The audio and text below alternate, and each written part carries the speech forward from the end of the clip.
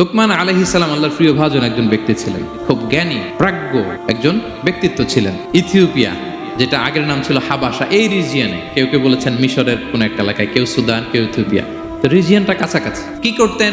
বেশিরভাগ তাফসিরে এসেছে তিনি মেষ পালক ছিলেন, ছাগল চড়াতেন, এবং তিনি দাস ছিলেন, মুক্ত জীবন তার ছিল না। তিনি একজন মনিবের আন্ডারে তার ছাগলগুলো মরুভূমিতে যেয়ে চড়াতেন। মজার ব্যাপার হচ্ছে, সারা দুপুর, সারা বিকেল, সারা দিন ছাগল চড়িয়ে আসার পরে লোকমান যখন বাসায় ফিরে আসতো, তখন এলাকার লোকজন সবাই লোকমানের কাছে জড়ো হতো, আর উনি তাদেরকে তার প্রজ্ঞা, তার বিজ্ঞচিত কথাগুলো শেয়ার করতেন, শোনাতেন, এগুলো বলতেন। তো এগুলো দেখে লোকমানের মালিক অবাক, কিরে আমার কাছে এলাকার কেউ আসে না, কিন্তু আমার দাস দেখতে কুৎসিত কালো, এই লোকমানের কাছে সবাই এসে ঘিরে থাকে, কি ওর কাছে কি পায়, কি আছে ওর কাছে? তো শ্রোতাদের কয়েকজনকে ডেকে বললো, ঘটনা কি? তোমরা সবাই লোকমান সন্ধ্যাবেলায় ফিরে আসলে তার পাশে জড়ো হও কেন? কি পাও? কি ওর এত বিজ্ঞতা, এত জ্ঞান, এত প্রাজ্ঞতা কিসের দেখি? তো আজকে সন্ধ্যাবেলায় ফিরছে, উনি বলতেছে, ইয়া লোকমান, একটা ছাগল জবাই করো, ওয়া আখরিজ মিনহা আতিয়াবা মুদগাতাইন, এবার এই ছাগলের সবচেয়ে শ্রেষ্ঠ দুইটা অঙ্গ কেটে নিয়ে আসো, যাও।